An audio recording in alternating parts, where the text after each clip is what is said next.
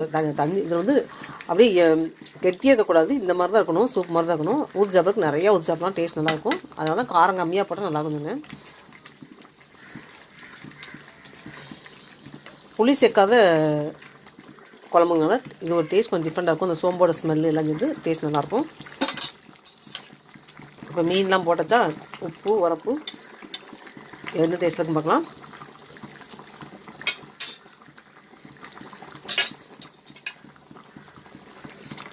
குடிக்கும்போது இந்த கவுச்ச ஸ்மெல் வரவே வராது. அந்தளவுக்கு டேஸ்ட் நல்லாயிருக்கு. எனக்கு தக்காளி போட்டிருக்கோம், சோம்போட ஃப்ளேவர் எல்லாம் சேர்ந்து நல்லெண்ணெய் எல்லாம் சேர்ந்து அந்த மீனோட கவுல் ஸ்மெல்லையும் எடுத்துரும். நெத்திலி மீன் வந்து மோஸ்ட்லி வந்து நமக்கு வந்து கவுச்ச வாடை ரொம்ப இருக்காது மற்ற மீன் மாதிரி.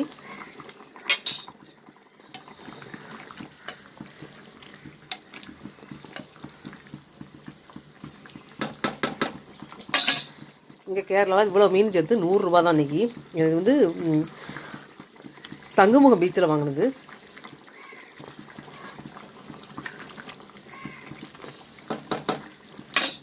மூடி போட்டு வைக்கும்போது சீக்கிரமாக வந்துடும். சூடான நெத்திலி சூப் ரெடி ஆயிடுச்சு. நெத்தோலி ஃபிஷ் சூப்.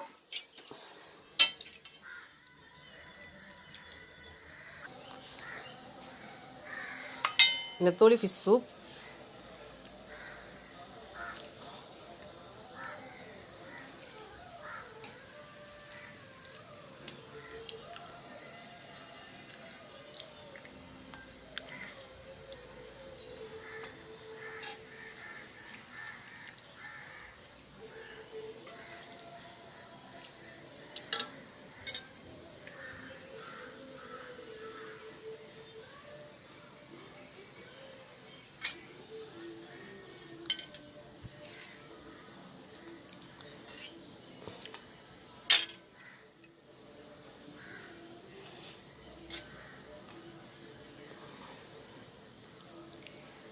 நெத்தோலி சூப். நெத்திலி ஃபிஷ் சூப் ரெடி ஆயிடுச்சு. என்னோடய சேனலை ஸ்கிப் பண்ணாமல் ஸ்டார்டிங்லேருந்தே பாருங்கள். நெத்திலி மீன் சூப் எப்படி செஞ்சுக்கலாம். அப்படியே ஒரு சேனல் லைக் பண்ணி சப்ஸ்கிரைப் பண்ணிடுங்க. இதை செஞ்சு சாப்பிட்றது அப்படியே பெப்பர் தூள் தூவியும் சாப்பிட்லாம். இதில் நல்லா தான் இருக்கும். அப்படியே குடிக்க வேண்டியதான் ஸ்பூன் போட்டு. சாப்பாட்டில் ஊற்றி சாப்பிட்றாங்க, சாப்பிட்லாம். ஆப்பத்துக்கு நல்லாயிருக்கும், இடியப்பத்துக்கு நல்லாயிருக்கும். ஏன்னா நம்ம புளி சேர்க்கல பார்த்தீங்களா, அதனால டேஸ்ட் வந்து வேறு டேஸ்ட்டாக இருக்கும். செஞ்சு சாப்பிட்டு பாருங்கள். வீடியோவில் பார்த்தா மட்டும் போதாது, வீட்டில் நம்ம செஞ்சு சாப்பிட்ணும். அப்போ தான் அந்த டேஸ்ட் தெரியும். சொல்லும்போது புரியாது, செஞ்சு காட்டும்போது தான் புரியும்.